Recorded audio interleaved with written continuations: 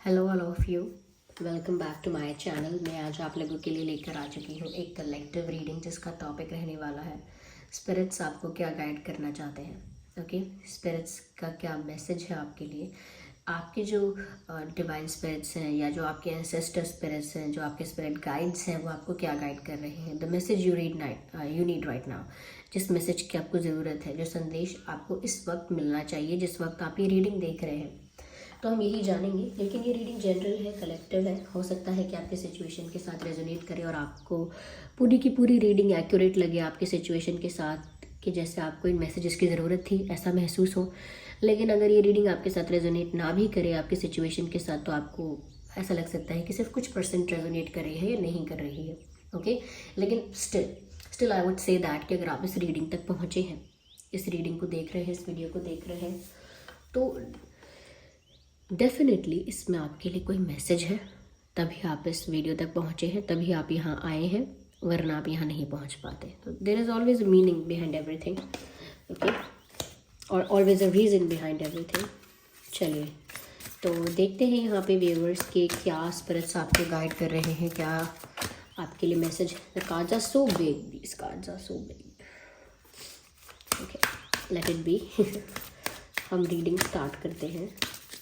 Spirits आपको क्या guide कर रहे हैं।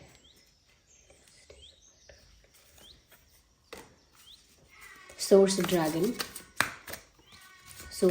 there are street vendors, ignore the background noise viewers, and here we have golden and silver dragon. Okay, violet dragon, gold, silver, violet, flame dragon. Okay, so here we have another card and that's enough. Okay, तो चलिए viewers, यहाँ पर हम आपको बताते हैं कि आपके स्पिरिट्स आपको क्या गाइड कर रहे हैं। Okay, just a second. I hope 3 he cards हैं और आपको दिख रहे होंगे एयर एंड वाटर ड्रैगन। बहुत ही अच्छा है ये कार्ड भी, बहुत पॉजिटिव मैसेज है इसका भी। ओके, सबसे पहले व्यूअर्स मैं आप लोगों को ये बोलना चाहूँगी कि ये जो एयर और वाटर ड्रैगन का जो कार्ड है, it helps you to connect to higher frequencies. Okay, देखिए, जब सोल होती है वो जिस मोमेंट पर, जिस पीरियड में, जिस फेज़ में, जिस समय में सबसे ज़्यादा स्टेबल होगी, बैलेंस्ड होगी, उसी समय वो ज़्यादा से ज़्यादा कनेक्ट कर पाएगी हायर फ्रीक्वेंसीज के साथ। या मैं कहूँ कि उसकी जो थॉट की वाइब्रेशन होगी वो इतनी हायर फ्रीक्वेंसी पर होगी कि वो कुछ भी प्राप्त कर पाएगी, मैनिफेस्ट कर पाएगी। ओके, और वही सोल जो होगी वो डिवाइन के साथ डायरेक्ट कनेक्शन में होगी, यूनिवर्स के साथ, डिवाइन के साथ, परमेश्वर परमात्मा के साथ डायरेक्ट कनेक्शन में होगी। क्योंकि जब इंसान बैलेंस्ड अपने आप को रखता है, जो उसकी सोल है वो बैलेंस्ड में, बैलेंसिंग फॉर्म में होती है, उस वक्त जो भी उसका ऑरा होता है पर्सन का, वो बहुत प्योर होता है, बहुत क्लेंस होता है। उसकी एनर्जी उस वक्त बहुत क्लीन होती है, बहुत प्योर होती है, और हायर फ्रिक्वेंसी पर उसके जो थॉट्स हैं वो रिवर्बरेट करते हैं। तो जहाँ पहुँचना है वहाँ पहुँचते हैं और मैनिफेस्ट भी होते हैं पूरी तरह से। ओके, तो एयर और वाटर मतलब आप दोनों का बैलेंस भी मेंटेन कीजिए। ओके, यह मैसेज है trust your intuition, develop your psychic abilities, be open to enlightenment, express your inner song. सबसे पहले trust your intuition, because you are spiritual and you are always spiritual. ऐसा नहीं है कि जब तब अब हम स्पिरिचुअल होंगे, हम तो सदा से स्पिरिचुअल हैं। लेकिन फ़र्क क्या है कि हम इसको रियलाइज़ कब करते हैं, इसको एज अ फैक्ट कब हम रजिस्टर करते हैं अपने माइंड में, तब से फिर हम कहते हैं कि मैं जब से स्पिरिचुअल हूँ। लेकिन ऐसा नहीं है, आप तो सदा से ही स्पिरिचुअल है, और आपकी जो रियलिटी है वही है कि आप एक सोल है, तो वो तो सदा से ही है। ठीक है, तो यहाँ पर आप इसीलिए आप स्पिरिचुअल है, तो आपकी इंट्यूशन आपको हमेशा गाइड करती ही है। इट इज़ जस्ट दैट कि आप उस चीज़ को समझ पाते हैं कि नहीं समझ पाते। जैसे कोई मैसेज है, उसको डिकोड करना है, कोई कर पाता है, कोई नहीं कर पाता। कर वही पाता है जिसको वो लैंग्वेज पता है। ओके, जो उसको ब्रेक करके उसका मीनिंग निकाल सकता है। वैसे ही यहाँ पर ऐसा लगता है कि जैसे आपको इंट्यूटिव थॉट्स कभी कभी समझ में नहीं आते, इसीलिए आप उनको इग्नोर कर देते हो, अवॉइड कर देते हो, क्योंकि आपको मीनिंग नहीं पता उसका कि अच्छा ये थॉट इसलिए आया था, अच्छा मेरी फीलिंग इस तरफ मुझे गाइड कर रही है, मेरी इंट्यूशन मुझे इस तरफ गाइड कर रही है, यू डोंट रियलाइज दैट, आपको इस बात का रियलाइजेशन ही नहीं होता कि मेरा कौन सा थॉट इंट्यूटिव है और कौन सा थॉट ऐसे ही है, जनरल है। तो व्यूअर्स देखिए, जो जनरल थॉट्स होते हैं, जो हम ओवर थिंकिंग पूरे दिन करते रहते हैं और ये थॉट वो थॉट हमेशा आते रहते हैं, हज़ारों करोड़ों थॉट्स आते रहते हैं, और उसमें और इंट्यूटिव थॉट में फ़र्क ये होता है कि ये ऐसे थॉट्स जो होंगे ना, ये ऐसे ही आएंगे हलचल में, एक के बाद एक, कभी इससे रिलेटेड, कभी उससे रिलेटेड, कभी इससे रिलेटेड बात सोची, फिर कभी उससे रिलेटेड बात सोची, फिर उसको पास्ट एक्सपीरियंस से रिलेट किया, फिर उसकी फ्यूचर की चिंता करी, फिर उसे किसी और बात से जोड़ा, उस बात को वहाँ से जोड़ा। ये बातें जो होती है ना, ये जो जनरल है और ओवर थिंकिंग वाले थॉट्स हैं, ये यहाँ वहाँ कनेक्ट होते रहते हैं बार बार। लेकिन जो इंट्यूटिव थॉट होता है वो ऐसे कनेक्टिविटी में नहीं आता कि इसके साथ ये कनेक्टेड, इसके साथ वो कनेक्टेड, वो अलग से आता है। ओके, वो आउट ऑफ नोवेयर आता है, यानी कहीं से भी आपने ऐसा नहीं सोचा था, कहीं से भी आपने इस बारे में बात नहीं की थी, और ना ही वो थॉट किसी और बात से रिलेटेड है, ना ही वो थॉट किसी और बात से रिलेटेड है। और वो तभी आता है जब आप शांत हो, जब आप चुप बैठे हो, जब आपका दिमाग थोड़ा लाइट है, खाली है, उस समय ज़्यादा आप सोच नहीं रहे हो, हल्के मन से, हल्की एनर्जी से, यानी लाइट एनर्जी से, और ज़्यादा थॉट्स नहीं क्रिएट कर रहे हो, थोड़े शांत मन से बैठे हो। ओके, जब आपका मन, दिमाग और ये सब चित्त शांत है, उस वक्त जो थॉट आ जाता है, और वो बिना किसी के रेफरेंस के, मतलब बिना किसी के रिलेशन के आता है कि इसका इस बात से कोई मतलब तो नहीं है, लेकिन फिर भी ये विचार आया है। तो ये दो सिचुएशंस और कंडीशंस होती हैं, फिर आप समझ सकते हैं कि हाँ, ये मेरी इंट्यूशन ने मुझे गाइड किया है। तो क्यों कहते हैं लोग कि ध्यान लगाओ, ठंडे दिमाग से सोचो, दोनों का ही मतलब ऐसा है। लोग कहते हैं ध्यान लगाओ, आप ध्यान लगाना शुरू करो, आपको आपके सवालों का जवाब मिलेगा, अपने अंतर मन में झांको, आपको आपके सब सवालों का जवाब मिलेगा। तो उसका मतलब ही ये होता है कि अंतर मन में झांकने का मतलब कि आप ना ये बाहरी चीज़ों को देखकर थॉट्स क्रिएट करना बंद करो और शांत हो जाओ। शांत हो जाओ, आपके अंतर मन की गहराइयों में होते हो और शांत हो जाओ, अपने मन को स्थिर कर लो, शांत कर लो, तब जो थॉट आएगा वो आपके सवाल का जवाब होगा। ऐसे ही जब हम हड़बड़ाहट में कोई डिसीजन लेते हैं या किसी सिचुएशन को देखकर पैनिक करते हैं, तो जो वाइस इंसान है वो हमेशा यही गाइड करता है हमको कि तुम ठंडे दिमाग से डिसीजन लो, हड़बड़ाहट में मत करो कुछ, ठंडे दिमाग से सोचो, क्योंकि जब दिमाग ठंडा होगा उसी वक्त हमें हमारी इंट्यूशन करेक्ट गाइड करेगी।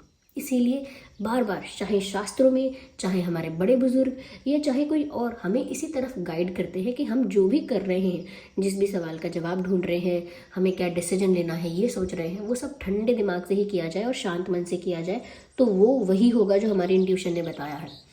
Okay, develop your psychic abilities, be open to enlightenment. कहीं ना कहीं व्यूअर्स, सोल अवेकनिंग की तरफ आपको ओपन होना चाहिए, इनलाइटनमेंट की तरफ आपको ओपन होना चाहिए। ऐसा नहीं सोचना चाहिए मुझे कहाँ इनलाइटनमेंट होगा, मेरी कहाँ अवेकनिंग होगी, ऐसा नहीं है।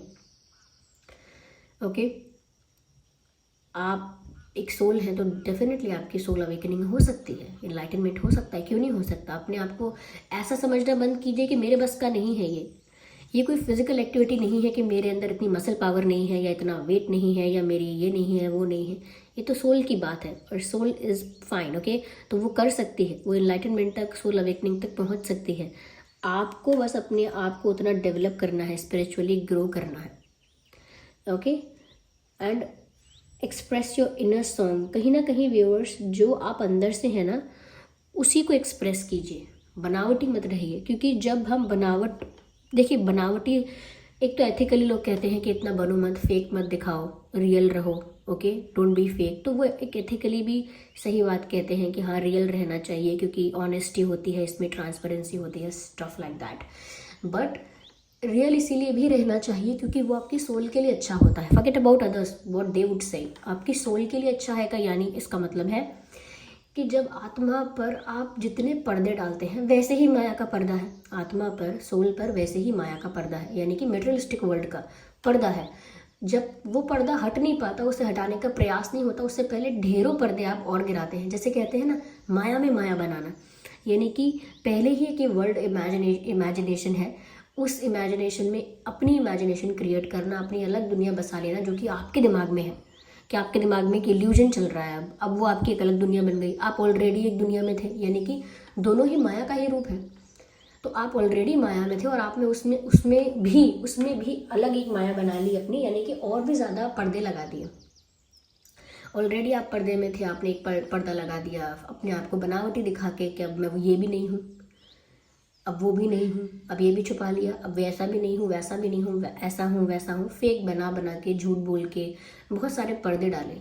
अब माया का पर्दा, जो असली माया का पर्दा है मटेरियलिस्टिक वर्ल्ड का, वो तो तब हटेगा ना जब बाकी सारे पर्दे हटेंगे पहले। तो बाकी सारे पर्दे लगाने ही क्यों, क्यों बोलना झूठ, क्यों फेक दिखाना अपने आप को, क्यों ऐसा करना? क्योंकि जब बाकी पर्दे हटते हटते बहुत समय लगेगा, तब जाके कहीं मटेरियलिस्टिक वर्ल्ड का पर्दा हटेगा। लेकिन है ये सब माया का ही रूप, माया में माया है, माया में माया, यस। तो ये जो वर्ल्ड है ये अपने आप में एक रियल नहीं है। बस एक तरीके से आप समझ लीजिए, यूनिवर्स, अगर आप यूनिवर्स किसी एंटिटी को समझते हैं, उसकी इमेजिनेशन समझ लीजिए हमारा वर्ल्ड, हमारा एग्जिस्टेंस। अगर ये भी एक माया है और हमें इससे बचकर सैल्वेशन चाहिए, मुक्ति चाहिए, या इससे परे होना है, तो उससे पहले हमें उन चीज़ों से भी फ्री होना पड़ेगा जो हमने क्रिएट की। ओके, हमने जो माया बनाई अपने दिमाग में। तो आई होप जितने लोग समझ पाए, जितने नहीं समझ पाए डोंट नो, लेकिन मैंने बहुत ज़्यादा मतलब उसको सरल सिंप्लीफाई करने की कोशिश की है, सरलता समझाने की कोशिश की है कि इस दुनिया में भी, इस माया जगत में भी हम जो सोच रहे हैं, हम सोच रहे हैं हमारी इमेजिनेशन, हम सोच रहे हैं हमारा विजुअलाइजेशन, हम सोच रहे हैं हमारे मन में जो इल्यूजन, हम अपने जो दिमाग में जो बातें बना रहे हैं, वो माया के अंदर माया है और उससे निकलना भारी हो जाता है। इसीलिए ये सारे पर्दे एक एक करके हटाइए, तब जाके मटेरियलिस्टिक वर्ल्ड का पर्दा हटेगा, and then your soul will be enlightened easily. Okay, people find it tough, क्योंकि वो जो बाकी पर्दे हैं वो हटाने में कठिनाइयाँ होती हैं, क्योंकि हमें इस वर्ल्ड में सर्वाइव करना है और उसके लिए हम इन पर्दों का सहारा लेते हैं। ठीक है, पर ये आप अपने तरीके से करके देखिए। Okay, and again it's time for transmutation, magic and healing, offer service under grace. जो भी करते हैं व्यूअर्स, जो भी करते हैं उसमें मेक श्योर कीजिए कि आपका तो भला हो रहा है, लेकिन आपके आसपास जो सब इन्वॉल्व हैं उनका भला हो रहा है कि नहीं। That is very important, that is very important. अगर आप कुछ भी ऐसी एक्टिविटी करते हैं जिसमें आपका फ़ायदा है और आप उसको समझते हैं, आप उसको समझते हैं कि वो जस्टिफाइड है क्योंकि उसमें आपका बेनिफिट हुआ है, अपना बेनिफिट करके आपने क्या गलत किया, लेकिन अगर वो ठीक है, उसमें आपका फ़ायदा हुआ है, चलेगा। लेकिन अगर किसी और का कोई फ़ायदा नहीं हुआ, किसी और का कोई नुकसान भी नहीं हुआ उससे, तो चलेगा। लेकिन अगर आपका फ़ायदा हुआ और किसी और का नुकसान हो गया, दैट इज़ रॉन्ग। या फिर आपका फ़ायदा हुआ लेकिन आपने दूसरे के फ़ायदे के बारे में सोचा ही नहीं, ये गलत है। तो यहाँ पर व्यूअर्स, आप जो भी सर्विस देते हैं दूसरों को और जो भी करते हैं लाइफ में अपने लिए, वो आपको इसी थॉट के साथ करना चाहिए कि it would be good for everyone involve. जितने भी लोग इन्वॉल्व हैं सिचुएशन में, चाहे वो पशु पक्षी क्यों ना हो, हमारा इन्वायरमेंट, हमारे कुछ भी क्यों ना हो, सबके लिए अच्छा ही है वो डिसीजन। किसी को मेरा डिसीजन हार्म नहीं करता या फिर उल्टा लाभ पहुंचाता है। जैसे पेड़ होते हैं, उनको वो है वहाँ पर एग्जिस्ट करते हैं, लेकिन उनको अपना क्या लाभ है, वो तो दूसरों को लाभ पहुँचाते हैं। चाहे बात फल की कर लीजिए, लकड़ियों की कर लीजिए, छाँव की कर लीजिए, और औषधि वगैरह भी बनती है फलों से, पेड़ों से। तो वो क्या करते हैं, वहाँ पर एग्जिस्ट कर रहे हैं और कहीं ना कहीं वो वाटर को भी कंट्रोल करके रखते हैं, अंडरग्राउंड वाटर को। तो कितना कुछ करते हैं। तो वो बहुत ज़्यादा प्रोवाइडर की एनर्जी में है, गिवर की एनर्जी में है। तो वो दूसरों का भला ही चाह रहे हैं, चाहे उससे उनको कोई बस खास फ़ायदा नहीं है, वो बस एग्जिस्ट करते हैं। ओके, तो यहाँ पर आपके लिए भी कि आप एग्जिस्ट कर रहे हैं लेकिन आपसे दूसरों को हित होना चाहिए। आप एक बात सोचिए, देखिए ये एक रीडिंग स्पिरिचुअल है, इसमें लोग अगर अपना पर्सनल फंडा ढूंढ रहे हैं तो ये दिक्कत हो जाएगी, क्योंकि स्पिरिचुअल रीडिंग सभी के लिए है, सभी इन्वॉल्व हैं इसमें। आपका पर्सनल क्या फंडा निकलेगा, इसमें कुछ भी नहीं, लेकिन जो निकलेगा वो ओवरऑल निकलेगा और आप भी उससे फ़ायदा पाएंगे, इतना ही कहूँगी। तो यहाँ पर मैं ये कहना चाहती हूँ, ये एक एग्जाम्पल ही समझिएगा। आप खुद सोचिए, इतने सारे लोग जन्म ले चुके पहले और चले भी गए, फिर इतने सारे लोग आज भी जीवित हैं, हम सब भी चले जाएंगे, हमारे बाद भी कोई आ सकते हैं, आएंगे, और वो भी ऐसे ही रहेंगे। तो आप ये सोचिए कि कोई एक ऐसा इंसान जो बहुत स्पिरिचुअल होता है, बहुत सेंट लाइक होता है, बहुत सात्विक है, बहुत स्पिरिचुअल है, वो जब जन्म लेता है, जन्म से मृत्यु तक कितने अच्छे अच्छे काम करने की कोशिश करता है, यानी अपने जन्म के पर्पस को सफल बनाता है कि मुझे जन्म मिला और उसके साथ मतलब मुझे ऐसी बॉडी मिली है जो फंक्शन करती है, वर्क करती है, क्योंकि कई लोगों के तो हाथ पैर नहीं होते बचपन से, ये विकलांग होते हैं। ओके, कई लोगों को और डिसेबिलिटीज़ होती हैं या फिर और प्रॉब्लम्स होती हैं, लेकिन मुझे एक परफेक्ट तो नहीं कह सकते, लेकिन हाँ, मुझे एक शरीर मिला है जो काम करता है। तो मुझे इससे जितना हो सके अच्छा काम निकालना चाहिए, क्योंकि हम आए हैं तो सबका कल्याण हो, हम आए हैं तो क्यों आए हैं, सबका कल्याण होना चाहिए ना। लेकिन एक पर्सन वो जो स्पिरिचुअल होता है वो सबका कल्याण करता है, दूसरों को टीचिंग्स देता है, चैरिटी करता है, दूसरों की खाने की व्यवस्था, दवाइयों की व्यवस्था, ये कुछ भी किसी और के लिए कोई कैंपेन करता है, ऑर्गेनाइजेशन बनाता है, हेल्प करने के लिए लोगों को बड़े बड़े मूवमेंट्स चलाता है। तो वो कोशिश करता है जिस लेवल पर कर सकता है, क्योंकि वो सब जो भी सब इन्वॉल्व है उनके कल्याण के बारे में सोच रहा है। लेकिन एक दूसरा पर्सन आता है जो अच्छा खासा, जिसके हाथ पैर भी चलते हैं, जो सक्सेसफुल भी बनता है, लेकिन सिर्फ अपने लिए जीता है, सिर्फ खुद को लाभ पहुंचाता है, खुद को प्रॉफिट पहुंचाने के लिए, फिर चाहे कितनों को भी नुकसान उठाना पड़े, कितनों को भी दुख हो, ओके, कितनों को भी तकलीफ हो, कितने भी लोग मारे जाएं, कितने भी लोगों का नुकसान हो जाए, उसको फ़र्क नहीं पड़ता इस बात से। या फिर वो इंसान इतने सारे पेड़ काटेगा, इतना सारा नुकसान करेगा एनवायरनमेंट का, इतना सारा वो करेगा। तो सोचिए, एक इंसान ने जन्म लिया और इतने सारे लोगों का कल्याण किया, और दूसरे ने जन्म लिया, उसने इतने सारे लोगों का नुकसान किया और उसने कितने ही पेड़ काट दिए। उसने जन्म लेकर एक भी पेड़ तो लगाया नहीं, और उसने काट इतने सारे दिए। तो हमारे जन्म का पर्पस क्या है, मतलब हम अपनी लाइफ को यूज़ कैसे कर रहे हैं, ये बहुत इंपॉर्टेंट है। देखिए, जन्म तो हम सब ने ले लिया, लेकिन उसका हम कर क्या रहे हैं, how are we utilizing that, उसको यूज़ कैसे कर रहे हैं। कोई सात्विक सोल आकर तो इतना कुछ अच्छा करके चली जाती है, हज़ारों करोड़ों पेड़ लगाकर चली जाती है, हज़ारों करोड़ों लोगों का भला करके या उनके लिए एक अच्छा मार्ग बनाकर चली जाती है। और एक कोई सोल आती है जो सब कुछ, खुद तो कुछ अच्छा भी नहीं करती, जो अच्छा है ऑलरेडी उसे भी खराब करके जाती है। सोचिए, एक आता है जो जीवन भर किसी जानवर को नहीं मारता, पूरे जीवन ऐसे ही जीता है, जो मिलता है उसे वो खाता है, जो उसके लिए मतलब अवेलेबल हो पाता है, लेकिन वो किसी जानवर को मारता नहीं है, हर्ट नहीं करता। वहीं कई लोग होते हैं जो बहुत सारे मर्डर करके मरते हैं, वहीं कई लोग होते हैं जो बहुत सारे जानवरों को मार के मरते हैं। सोचो, वो बचपन से लेके मृत्यु तक कितने जानवरों को मार कर खा भी लेते हैं, और वैसे भी मार देते हैं, खाना भी नहीं है तब भी मार देते हैं। तो कितने, एक अकेले जिसने जन्म लिया उसने कितने लोगों के जन्म को ख़त्म कर दिया, कितने लोगों को मार दिया। तो आप क्या कर रहे हैं अपने जीवन को, अपने लाइफ को यूज़ कैसे कर रहे हैं, क्योंकि टाइम तो सबके पास लिमिटेड है, पर हम उसको यूज़ कैसे कर रहे हैं वो बहुत इंपॉर्टेंट है। इसीलिए जो भी करना चाहिए वो इस इंटेंशन के साथ करना चाहिए कि इसमें सबका अच्छा ही हो, क्योंकि ये सब हमसे अलग नहीं है, ये सब हमारा ही पार्ट है, ये कभी हमसे अलग नहीं है। जस्ट बिकॉज हमारे ऊपर बॉडी है और हमारे ऊपर एक स्किन है, जो कि बस क्या है, बस इट्स जस्ट वेस्ट। ये क्या है, बॉडी ये ऐसे ही ख़त्म हो जानी है। अगर इस बॉडी को थोड़ी देर के लिए हम इमेजिन करें आँख बंद करके कि बॉडी नहीं है, तो बचा क्या, सिर्फ आपकी सोल बची। और जो आपकी सोल है वो सब चीज़ों में इन्वॉल्व है, वो कहीं से भी डिटैच नहीं है, कहीं से भी दूर नहीं है। हमने उसे बांध के रखा है इस शरीर के अंदर और मान लिया है कि शरीर के अंदर ही बंधी हुई होती है, पर ऐसा नहीं होती है। वो हर जगह इन्वॉल्व है। जैसे ये नेचर है वैसे ही ये सोल है, ये सब में इन्वॉल्व है।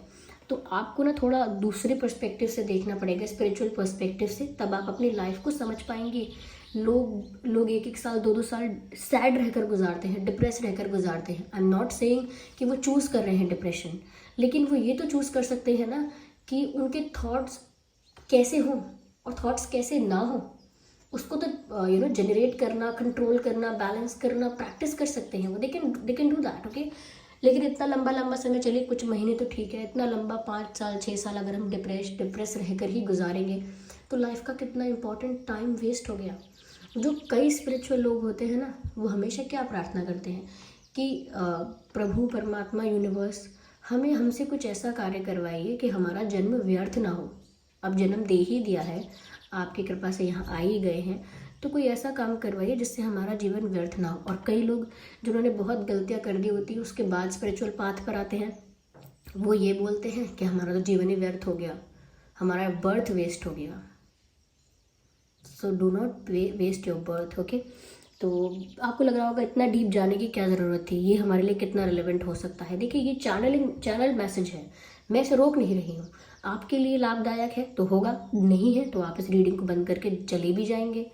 तो आप इसमें तो कुछ नहीं कर सकते। जो इसके लिए ओपन है वही इसको सुनेगा, जो इसके लिए ओपन नहीं है उसके लिए तो ये सिर्फ व्यर्थ की बकवास है, ठीक है। यहाँ पर आगे है attunes you to the identified and infinite, be still in the silence. Look at the message, be still in the silence, magic can happen, be in the moment, be still in the silence, यानी कि एक स्थिर रहिए silence में, यानी शांति में। ये ध्यान लगाने की बात हो रही है। यहाँ पर ये नहीं लिखा कि do meditation, but it still means that be still in the silence का मतलब क्या है? एकाग्र रहिए, शांत रहिए, अपने मन को स्थिर रखिए, शांति में रखिए, एंड मैजिक कैन हैपन, यानी कि फिर आपके लाइफ में मिरेकल्स होंगे, मैजिक होगा। फिर आपको समझ में आएगा कि अंदर से अगर मैं शांत हो गया तो बाहर दुनिया कितनी खूबसूरत हो गई। अंदर से मेरे अंदर अगर एक बैटल चल रहा था तो दुनिया भी मुझे इतनी ज़्यादा इरिटेटिंग लगती थी। कई लोग जब प्यार में होते हैं तो क्या कहते हैं कि जब इंसान प्यार में होता है तो वही बेकार दुनिया, वही उसका बेकार का आसपास का माहौल उसे बड़ा अच्छा लगने लगता है। उसे कोई डांटता भी है, कोई उससे कुछ कह भी देता है तो भी वो बड़ा मुस्कुराता है, बड़ा खुश होता है, आनंदित होता है। क्यों? क्योंकि उसके अंदर के इमोशंस स्वीट हैं, उसको बाहर की दुनिया से फ़र्क पड़ता ही नहीं है। अगर वो अंदर से स्वीट है तो उसे अच्छा लगेगा, वो अंदर से गुस्से में है तो उसे गंदा भी लगेगा, बुरा लगेगा। तो दुनिया वही होती है, बस हम जैसा अंदर से फील कर रहे होते हैं हमें वैसी ही दिखती है, और फिर हमको लगता है हमारे साथ मैजिक हो रहा है, मिरेकल हो रहा है, हम बहुत कहीं और किसी और स्टेट ऑफ माइंड में पहुंच गए। वो आप ही हैं व्यूअर्स, वो आप ही हैं। Okay, be in the moment का मतलब साफ साफ यही है। भविष्य में जीने का प्रयास ना करें और पास्ट में जीने का प्रयास ना करें। भूतकाल में नहीं, भविष्य में नहीं, वर्तमान में जिए, वर्तमान को लेकर ही आगे बढ़ें, और ज़्यादा प्लानिंग के बारे में मत सोचिए। हाँ, आगे एक आध हफ्ते की प्लानिंग ठीक है, विजनरी होना अच्छा है कि मैं अपनी लाइफ में ऐसा ऐसा ऐसा कार्य करूँ, ऐसा उसके लिए क्या स्टेप्स लेने हैं वो नहीं पता, और वो धीरे धीरे हम लेंगे। इसीलिए ज़्यादा फ्यूचर की चिंता भी मत कीजिए, और पास्ट में जो हुआ सो हुआ। पास्ट एग्जिस्ट नहीं करता है, इसीलिए पास्ट में आप भी एग्जिस्ट नहीं करते हैं। हाँ, वो जो इंसिडेंट्स और मोमेंट्स और एक्सपीरियंस हुए हैं वो आपको कुछ सिखाते हैं, उसे एज अ मेमोरी अपने ऊपर बर्डन की तरह रखने की ज़रूरत नहीं है कि भाई ये यादें, ये एक्सपीरियंसेस मेरे ऊपर एक पेनफुल बर्डन की तरह है, एक बैड एक्सपीरियंसेस की तरह मेरे ऊपर एक बोझ बन चुका है। नहीं नहीं, वो बोझ नहीं है। उन एक्सपीरियंसेस से आपको जो सीख मिली है बस वही आपके साथ रहनी चाहिए। बाकी वो सारे एक्सपीरियंसेस को लेट गो कर दीजिए, क्योंकि जितना ज़्यादा आप अपने आप को मेमोरीज से, ऐसी बातों से, चाहे वो कितनी भी कैसी भी यादें हो, अपने आप को जोड़ के रखेंगे तो वर्तमान में खुशी प्राप्त नहीं कर पाएंगे। कई लोग क्या कहते हैं कि मेरी लाइफ का सबसे बेस्ट मोमेंट वो था। What does it even mean?